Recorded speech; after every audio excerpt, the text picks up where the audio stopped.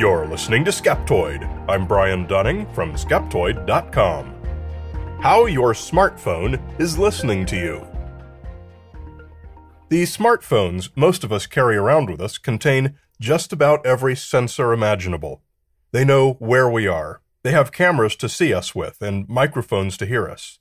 They have biometric sensors to learn our fingerprints and map the unique contours of our faces. All of these are connected to a compact but powerful microcomputer, upon which is installed any number of third-party applications, some of which know things like our bank account numbers and balances, our complete address book, our password managers, our exercise and diet apps, and our heart rates and blood pressure, our prescription drug histories, and our email histories. And all of them have access to the Internet, potentially transmitting any or all of that data to anyone in the world. Potentially.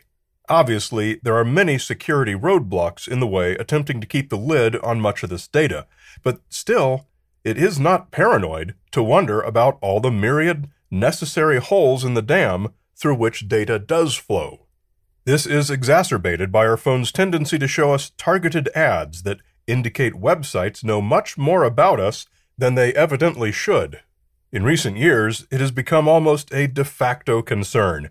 Are our smartphones listening to our conversations to learn our interests and show us targeted ads? Facebook is the poster child for this behavior. Facebook, many people believe, is the app that uses your phone's microphone to eavesdrop on your conversations. However it collects information on our interests, it has a lot of it.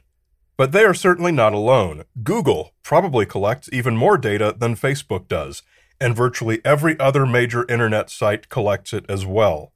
The basic mechanism is that when you view any web page, the site owner, and the owners of any sites with any code, images, widgets, ads, or other assets on that page, can recognize who you are, where you're currently located, the content of the page you're looking at, and how you got to it. And that's all added to the giant databases out there that already know things like who your friends are, and your basic habits, like where you work and what you do and what you've bought, and what people you've been around recently. All this lets websites advertise to you, with ads optimized for where you are now, the interests of people you might buy gifts for, things that are liked by people with profiles similar to yours, what kinds of news and political articles get you fired up and make you likely to share, and a million other things. Such optimized ads drive engagement and purchases, and that's what makes this nice free internet we all enjoy able to exist, and to make it extremely profitable. If you go visit your cousin in another state, and your cousin is into antique cars, you can expect to see ads for stuff pertaining to antique cars. There was no need for your phone to listen in on your conversations about crank-starting his 1907 Cadillac Model M. Facebook could tell that you traveled to a location where antique car stuff was frequently searched on the internet, and made a reasonable conclusion that it's an interest of yours. And after you left, when your cousin's birthday comes around, his friends and family all get deluged with ads about antique car stuff. It's not because their phones heard them say, "Hey, Ezra's birthday's coming up. You know, the guy who's into antique cars?" It's simply because they're all Facebook friends, and Facebook knows his birthday. You might go to a restaurant that has a big fancy absinthe fountain, fancy enough that you and your date likely commented on it. Tomorrow's absinthe ad on Facebook doesn't mean your phone eavesdropped. It means you went to a place where people searched for information about absinthe incrementally more than they do at other places. Here is a specific example of how companies like Facebook achieve this. At Skeptoid, we will sometimes have events or special fundraisers, and we might promote these things on Facebook where we have a large following. We want to know how well those campaigns are doing. If we pay Facebook $100 to promote our event, we want to know if we make that back from the visitors who see our ad on Facebook and come to Skeptoid.com to donate. To get this data, Facebook needs us to place a tiny snippet of code on the landing page of the website, and that code detecting each web visitor is how they know who everyone is, where they are, what web page they're looking at. But it's not just Facebook doing this. Anytime you're on a web article that has share buttons or like buttons, like a Twitter button, a Facebook button, or LinkedIn, Tumblr, Pinterest, Snapchat, Telegram, 1,000 others, each of those companies has a snippet of code on that site doing essentially the same thing. Free tools like Google Analytics exist not to magnanimously give webmasters free statistics about visitors to their website. They exist to get webmasters to place a snippet of code from Google on every page of their site, giving Google all of this exact same information about every visitor. Amazon's affiliate program pays commissions to website owners if they place a little ad for an Amazon product on their site. It's worth it for them to pay this commission because 1,000 people visit that website without buying anything, and the Amazon code underlying that affiliate ad gives Amazon all this same information about every visitor to that page. There is virtually no useful website that you can visit that is not recognizing you and remembering where you are and what you're doing right now, and adding that to the massive cloud of data about your online behavior. Companies like Google are happy to pay website owners to show ads, and merchants like Amazon or eBay are happy to make affiliate payouts to website owners, because those commissions they pay are a drop in the bucket compared to the revenue they make from targeted advertising. YouTube is delighted to spend money on bandwidth showing you cat videos all day long, because they're collecting data on every visitor and every video they watch. If you think Facebook is somehow unique in their efforts to serve targeted ads, well, let's just say your information is less than complete. In fact, Google has tracking on about 3 times as many web pages as Facebook. So, you might conclude, I just won't use Google anymore. I'll use DuckDuckGo or some other search engine that does no tracking. So what? That only hides your web searches from Google.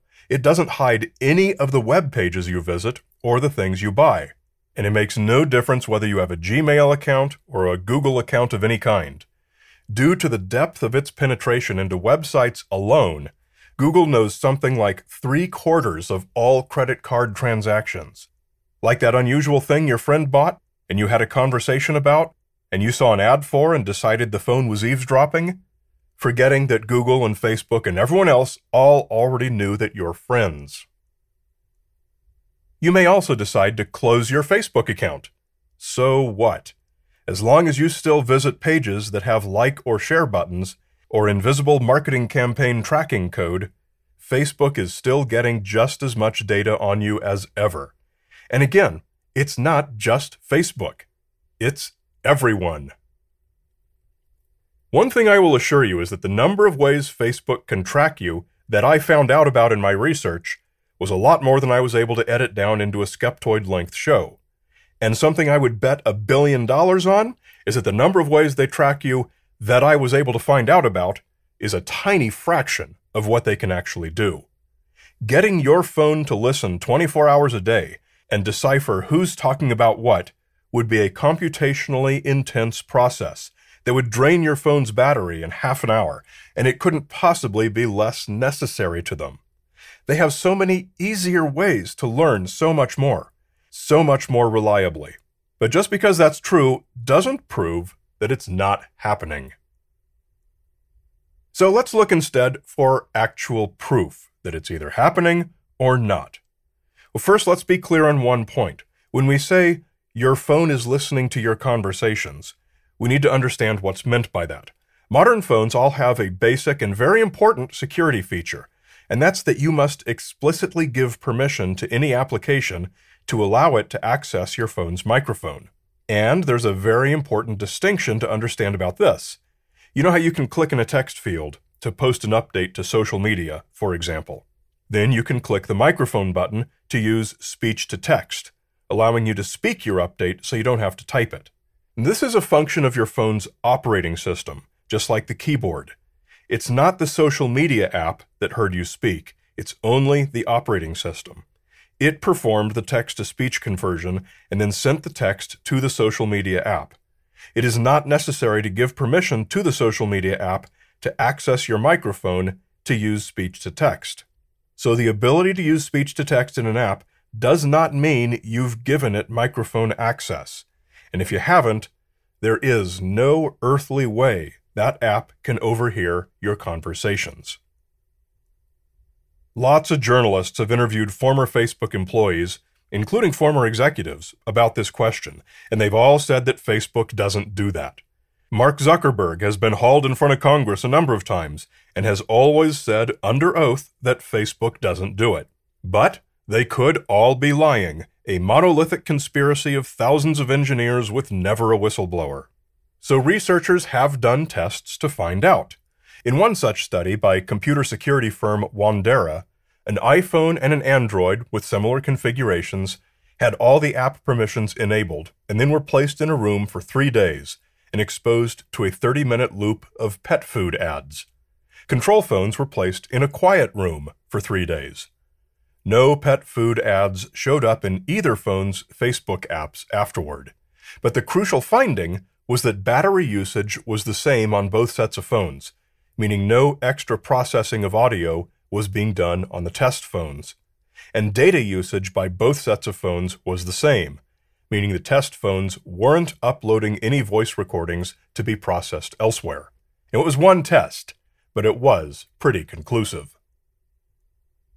Nobody at Facebook wants to go to jail, and yet they publish a statement that says Facebook does not use your phone's microphone to inform ads or to change what you see in the news feed. If that were untrue, the Federal Trade Commission would be hauling people off in paddy wagons like it was St. Patrick's Day. It's true that nearly everyone has an anecdote about seeing an ad that they're absolutely certain couldn't have come from anywhere else but eavesdropping. You spoke once in your life about alpaca undercoat brushes and then saw an ad for them? It's likely a few of these are coincidences, but in most cases, something made you talk about alpaca undercoat brushes. Did you see alpacas on a TV show?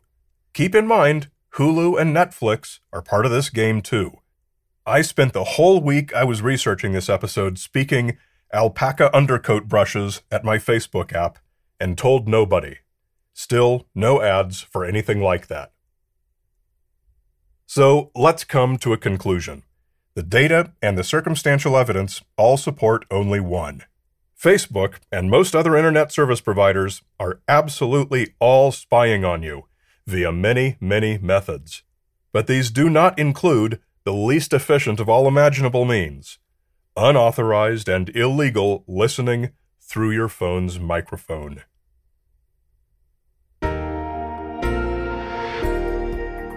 But you know who would never spy on you? Why, Skeptoid's premium supporters like Harry, Nick from Vancouver, Duncan in Red Hook, Brooklyn, and Jonathan Small, who says he is honored to support Skeptoid. And support us he does with monthly micropayments that keep this content available. Won't you please join us too? If Skeptoid is useful for you, then just think how many more people out there could benefit from it. All it takes is you joining up and receiving some really neat stuff. What stuff? Well, there's one way to find out. Come to Skeptoid.com and click on Go Premium, and you'll see everything that you'll get, and more importantly, everyone who you would help. Skeptoid.com and click Go Premium. You're listening to Skeptoid, a listener-supported program. I'm Brian Dunning from Skeptoid.com.